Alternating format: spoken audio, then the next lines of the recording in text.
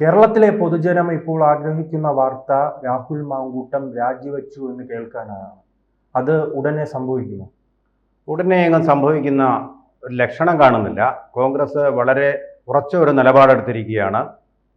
ഞങ്ങൾ MLA സ്ഥാനം ത്യജിക്കാൻ ആഗ്രഹിക്കുന്നില്ല. അതിൻ്റെ പ്രേരക വസ്തുത എന്തെന്ന് നമുക്കറിയാം.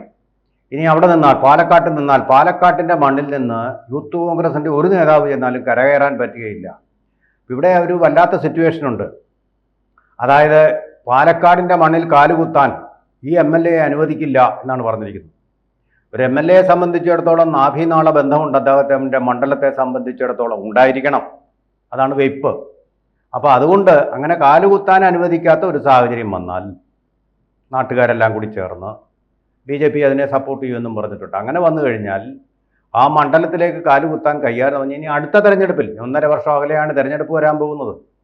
MLA സ്ഥാനമൊക്കെ അന്നേരം പോകും, തനിയെ ഓട്ടോമാറ്റിക്കായിട്ട് പോകുമല്ലോ. പിന്നൊരു തെരഞ്ഞെടുപ്പ് നടന്നാൽ രാഹുൽ എന്നല്ല ഒരു യൂത്ത് കോൺഗ്രസ്സുകാരനും അവിടെ നിന്ന് ജയിക്കാൻ പറ്റാത്ത ഒരു അവസ്ഥയാണ്. അത് കോൺഗ്രസ്സിന് അറിയാം, ബോധ്യമുണ്ട്. അപ്പോൾ കോൺഗ്രസ് ആകെ വാസ്തവത്തിൽ ആശയക്കുഴപ്പത്തിലായി, അതാകെ നാറിപ്പോയി എന്നുള്ളതാണ്. പണ്ട് PK മന്ത്രി അതാണ് ഈ പാർട്ടി ചുമതലയിൽ നിന്നും ഒഴിവാക്കി, പക്ഷെ ജനങ്ങളുടെ തലയിൽ തന്നെ ഇരിക്കട്ടല്ലേ MLA. അതാണ് അവരുടെ തന്ത്രം. നോക്കൂ, യൂത്ത് കോൺഗ്രസിന്റെ ഒരു പാർട്ടി സംസ്ഥാന യൂത്ത് കോൺഗ്രസിന്റെ ഒരു സംസ്ഥാന പ്രസിഡന്റ് രാജിവെച്ച് കഴിഞ്ഞാൽ ഉടനെ ഒരാളിനെ നോമിനേറ്റ് ചെയ്യാൻ ഒരു പ്രയാസവും ഇല്ല. ഈസി ആയിട്ട് അവർക്ക് കഴിയും. അവരുടെ പാർട്ടിയുടെ ആഭ്യന്തരമായ തീരുമാനമാണ്, അത് ഈസി ആയിട്ട് നടക്കും. ഇങ്ങനെ യൂത്ത് കോൺഗ്രസിന്റെ പ്രസിഡന്റ് ആവാൻ വേണ്ടി ഇദ്ദേഹത്തെ പ്രസിഡന്റ് ആക്കിയ സമയത്ത് തന്നെ ഒരുപാട് പേര് ഇങ്ങനെ ആഗ്രഹിച്ചിരുന്നു, മോഹമുണ്ടായിരുന്നു. ഇദ്ദേഹത്തിനെ ആ സ്ഥാനത്ത് അവരോധിച്ചപ്പോൾ ഒരുപാട് പേർക്കും അസൂയയും കണ്ണുകടിയും ദേഷ്യവും പ്രതിഷേധവും ഒക്കെ ഉണ്ടായിരുന്നു. അതുപോലെ തന്നെ പാലക്കാട്ടിൽ ഇദ്ദേഹത്തിനെ സ്ഥാനാർത്ഥിയാക്കിയപ്പോൾ കോൺഗ്രസിനുള്ളിൽ തന്നെ പ്രതിഷേധം ഉണ്ടായിരുന്നു. ഇപ്പോൾ അവർ തന്നെ പറയുന്നുണ്ട്, കണ്ടോ ഞങ്ങൾ പറഞ്ഞത് കേൾക്കാത്തതിൻ്റെ അനുഭവം നിങ്ങളിപ്പോൾ അനുഭവിച്ചു എന്ന് പറയുന്നുണ്ട്. അതുപോലെ ഷാഫി പറമ്പിൽ എന്ന് പറയുന്ന വളരെ പോപ്പുലറായിട്ടുള്ള കോൺഗ്രസ് നേതാവ്, അദ്ദേഹം ഇപ്പോൾ അനഭിമതനായിരിക്കുകയാണ്. ഇപ്പോൾ ബീഹാറിൽ അഭയം തേടിയിരിക്കുകയാണ് വോട്ട് പ്രചാരണത്തിനായിട്ടെന്നാണ് കേൾക്കുന്നത്. അപ്പോൾ കോൺഗ്രസിൻ്റെ ആ ഒരു വലിയ തകിടം മറിഞ്ഞു, പ്രതീക്ഷകളൊക്കെ തകിടം മറിഞ്ഞു എന്ന് പറഞ്ഞാൽ പഠിക്കൽ കൊണ്ടിട്ട് കുടം ഉടച്ചു കളഞ്ഞു എന്ന് പറയുന്ന മലയാളം ചൊല്ല് 100% അന്വർത്ഥമാവാണ് കോൺഗ്രസിൻ്റെ കയ്യിൽ. വളരെ ശക്തമായിട്ട് കേഡർ സ്വഭാവത്തോടെ നയിക്കാമെന്ന് പറഞ്ഞ സുധാകരനെ പുറന്തള്ളി. അപ്പം തന്നെ അപശകുനമായിട്ട് തീർന്നത് സണ്ണി ജോസഫിനെ കൊണ്ട് ചുക്കിനും ചുണ്ണാമ്പിനും കൊള്ളുകയില്ല എന്ന് അദ്ദേഹം തെളിയിച്ചു കഴിഞ്ഞതിനോടകം. ദീപാദാസ് മുൻഷിയുടെ ശുപാർശ പ്രകാരമാണ് അത് ചെയ്തത്. ആ ദീപാദാസ് മുൻഷിക്കാണ് ആദ്യത്തെ പരാതി. അല്ല, എന്നിട്ട് അവസാന ഘട്ടത്തിൽ രാഹുൽ രാജ്യപ്രഖ്യാപനത്തിന് ശേഷം മാധ്യമങ്ങളോട് പ്രതികരിക്കുകയാണ്. എന്ത് ആത്മവിശ്വാസമാണ്, എൻ്റെ അടുത്ത് ആരും രാജ്യമൊന്നും ചോദിച്ചിട്ടില്ല. അതോടൊപ്പം തന്നെ പറയുകയാണ് ആരെങ്കിലും പരാതി എഴുതി നൽകിട്ടേ. അദ്ദേഹത്തിന്റെ ആത്മവിശ്വാസമാണ് അല്ലേ, ഒരു വേട്ടക്കാരന്റെ ഒരു ആത്മവിശ്വാസക്കാരന്റെ അല്ല, യൂത്ത് കോൺഗ്രസ്സുകാരൻ്റെ ഒരു ധിക്കാരം അഹങ്കാരമുണ്ട്. കുറേ ഞൊളയ്ക്കുന്ന ഈ ഒരു തരം പുഴുണ്ട്, ചാണകത്തിലൊക്കെ ഞൊളയ്ക്കുന്ന അതുപോലെ കടന്ന് ഞൊളയ്ക്കിയ ഒരു പെരുവിരിപ്പാണ് ചില യൂത്ത്. എല്ലാവർക്കും ഉണ്ടെന്നല്ല ഞാൻ പറയുന്നത്. അതില്ലാത്ത ഒരാളായിരുന്നു ഷാഫി പറമ്പിൽ. പക്ഷേ ഉള്ളവർക്ക് ആ സുക്കേട് വളരെ കൂടുതലാണ്. ഞങ്ങളെന്തോ വലിയ സംഭവമാണ്, രാഹുൽ ഗാന്ധിയുടെ ചേട്ടന്മാരും അനിയന്മാരും ഒക്കെയാണ് ഇന്ത്യ ഞങ്ങളുടെ സ്വത്താണെന്ന് വിചാരിച്ചിരിക്കുന്ന യുക്തന്മാരും പലരുണ്ട്, എനിക്കറിയാം. രാഹുൽ ഗാന്ധി അദ്ദേഹത്തിന്റെ കുടുംബവും ഇതൊക്കെ മോദിയൊക്കെ ഇതൊക്കെ എന്തോന്നൊന്നും പറഞ്ഞാണ് അമ്മമാർ നടക്കുന്നത്. അഹങ്കാരം കൊണ്ട് അഹങ്കാരം നശിപ്പിക്കും. യാദവ് കുലത്തെ എങ്ങനെ നശിപ്പിച്ചു അതുപോലെ ഇപ്പോൾ കോൺഗ്രസിനെ മുഴുവൻ അത് മുച്ചൂടും നശിപ്പിച്ചുകൊണ്ടിരിക്കുകയാണ്. ഇവരുടെ എല്ലാം നേതാവായിട്ടല്ല രാഹുൽ ഗാന്ധി. ഇതിലൊക്കെ അഹങ്കാരമുള്ള ഒരു നേതാവ്, ഏറ്റവും അഹങ്കാരം. അദ്ദേഹത്തിനെ മാതൃകയാക്കിയാണ് ഈ രാഹുലും. വലിയ രാഹുലിനെ മാതൃകയാക്കിയ അദ്ദേഹത്തിനെക്കുറിച്ച് ഇങ്ങനെയുള്ള ഈ കഥകളൊന്നും വന്നിട്ടില്ലെന്ന് മാത്രമേ ഉള്ളൂ. ഇവിടെ ആ കഥകളും എന്നാൽ എന്ത് ചെയ്താലും ഒരു കുഴപ്പമില്ല. പണ്ട് PK മന്ത്രി എന്ന് പറഞ്ഞ പ്രസിദ്ധനായിട്ടുള്ള ഒരു കാർട്ടൂണിസ്റ്റ് ഉണ്ടായിരുന്നു. ശ്രീജിത്തിന് ഓർമ്മയുണ്ടോയെന്നറിയില്ല. അദ്ദേഹം കുളനടക്കാരനാണ്. PK മന്ത്രി. അദ്ദേഹം എന്നും പറയുമായിരുന്നു, സ്ഥിരമായിട്ടുള്ള ഒരു മന്ത്രി ഞാൻ മാത്രമേ ഉള്ളൂ, പേര് മന്ത്രി എന്നാണ്. മന്ത്രിമാർ വരും പോകും, അങ്ങനെയാണ്. ഈ PK മന്ത്രിയെ ഇപ്പോൾ എല്ലാവരും മറന്നു. നമുക്കിപ്പോൾ മന്ത്രിമാരെ മാത്രമേ ഓർമ്മയുള്ളൂ. അവർ സ്ഥിതി വന്നപ്പോൾ അദ്ദേഹം അന്നത്തെ കാലത്ത് പ്രസിദ്ധീകരിച്ച ഒരു കാർട്ടൂണുണ്ട്. ആ കാർട്ടൂണിൽ പറയുന്ന ഒരു അമ്മ അകത്തിരിക്കുന്ന മകളെ നോക്കുക, മോളെ അകത്തോട്ട് കയറിക്കോ, ആ മുറി അടച്ചിരുന്നു, ഇതാ യൂത്തന്മാർ വരുന്നുണ്ട്. അന്നത്തെ കാലത്തൊക്കെ യൂത്ത് കോൺഗ്രസ്സുകാരെ കുറിച്ച് ഇങ്ങനെ സ്ത്രീകളുമായിട്ടുള്ള ബന്ധങ്ങൾ, അവരുടെ റിലേഷൻസിനെ കുറിച്ച് പലതരത്തിലുള്ള അപഖ്യാതികളും പരന്നിരുന്ന ഒരു കാലമാണ്. പക്ഷേ അന്നത്തെ കാലത്ത് ഇതുപോലെ ഇൻ്റർനെറ്റ്, സംഭാഷണം റെക്കോർഡ് ചെയ്യാനുള്ള ഇൻ്റർനെറ്റ്, അങ്ങനെയുള്ള സംഭാഷണം നടത്താനുള്ള സംവിധാനം ഇതൊന്നുമില്ല. ഫോൺ പോലും അപൂർവമായിട്ടുള്ളതാണ്. ആ കാലത്തൊക്കെ ഇതൊക്കെ ഒരുപാട് നടന്നിരുന്നു. ഇതിങ്ങനെ വെളിപ്പെട്ട് വരിക എന്ന് പറയുന്ന അപൂർവമായിട്ടായിരുന്നു അന്ന് സംഭവിച്ചിരുന്നത്.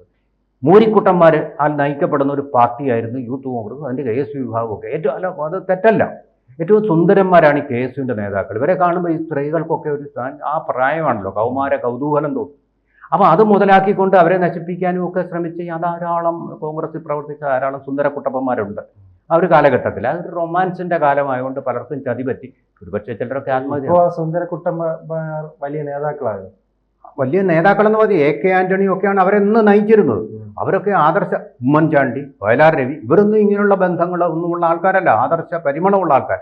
പക്ഷെ അവരുടെ കെയർ ഓഫിൽ കുറേ കുണ്ടള പുഴുക്കൾ പോലെ നുരച്ച ആൾക്കാരുണ്ട് കലാലയങ്ങളിലൊക്കെ. ആ പ്രായവും അതാണല്ലോ. ആ പ്രായം അതിൻ്റെ ചാപല ഇരുഭാഗത്തുകൊണ്ട് അങ്ങനെ സംഭവിച്ച ധാരാളം കേസുകൾ ഉള്ളത് കൊണ്ടാണ് മന്ത്രിക്ക് ഇങ്ങനൊരു കാർട്ടൂൺ രചിക്കേണ്ടി വന്നത്.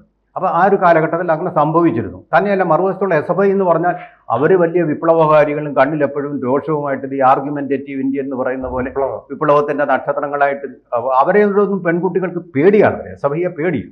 അപ്പോൾ റൊമാൻറ്റിക് റിലേഷൻ, SFI അല്ല അന്ന് KSF ആണ്. ആ റൊമാൻറ്റിക് റിലേഷൻസ് അവരുമായിട്ടില്ല. പിന്നെ ABVP എന്ന് പറയുന്നത് കേൾക്കാനില്ലാത്ത ഒന്നാണ്. ഇപ്പോഴാണ് ആ പേരെങ്കിലും കേട്ടു തുടങ്ങിയത്. അപ്പോൾ ആ ഒരു കാലഘട്ടത്തിൽ ഈ സുന്ദരക്കുട്ടപ്പന്മാരായിട്ട് കോളേജിൽ പഠിക്കുക, ക്യാമ്പസ് എന്ന് പറയുന്നത് അവരുടെ ഒരു പാർക്കായിട്ട് അങ്ങ് മാറിയിട്ടുണ്ട്. അങ്ങനെയുള്ള കാലഘട്ടത്തിൽ എഴുതിയ കാർട്ടൂൺ എന്ന് പറയുന്ന പോലെ ഇപ്പോഴും ഉണ്ട് ഈ മൂരിക്കുട്ടന്മാർ കോൺഗ്രസിൽ എന്നുള്ളത് തെളിയിക്കുന്ന കാര്യമാണ് ഇപ്പോൾ പുറത്തു വരുന്നത്. യൂത്ത് കോൺഗ്രസിന്റെ ഒരു സംസ്ഥാന പ്രസിഡന്റായിട്ട് ഇങ്ങനെ വ്യക്തിത്വമുള്ള ഒരാളിനെ എങ്ങനെ വയ്ക്കാൻ കഴിയില്ല? പാലക്കാട്ടെ ജനത അല്ല, പാലക്കാട്ടെ ജനങ്ങൾ ഒരു കേസ് മാത്രമല്ല, ഇനി വന്നോ ഇങ്ങനെ നേരത്തെ ഉണ്ടായിട്ടുണ്ടല്ലോ ഐഡന്റിറ്റി ഇമ്പോസ്റ്ററിംഗ് കേസ്. പാർട്ടി തെരഞ്ഞെടുപ്പ് ആയിരുന്നില്ല, അതിനുശേഷമായിരുന്നു സീറ്റ് നൽകിയത്. അത് ഇമ്പോസ്റ്ററിങ് നടത്തിയ ഒരാളിനെ എങ്ങനെ അവിടെ സ്ഥാനാർത്ഥിയാക്കി? അപ്പോൾ നമ്മൾ കേൾക്കുന്നത് ഷാഫി പറമ്പലിൻ്റെ നിർബന്ധം മൂലമാണെന്ന്. അത് ഷാഫി പറമ്പൽ ഉദ്ദേശിച്ചത് അദ്ദേഹത്തിന് പാർലമെൻറ്റിൽ നിന്ന് പോയി ജയിച്ചിട്ട് ഒരു സീറ്റ് കൂട്ടിയിട്ട് വീണ്ടും തിരിച്ച് ഇങ്ങോട്ട് വരണം എന്നുള്ളൊരു തന്ത്രമായിരുന്നു. അപ്പോൾ അതിന് പറ്റിയ ആൾ രാഹുൽ. രാഹുൽ അങ്ങോട്ട് മാറിയിരിക്കും, ഞാൻ കയറിയിരിക്കട്ടെ എന്ന് പറഞ്ഞാൽ കേൾക്കും. വേറെ വല്ലവരാണെങ്കിൽ പോയി പണി നോക്കാമെന്ന് പറയുമല്ലോ.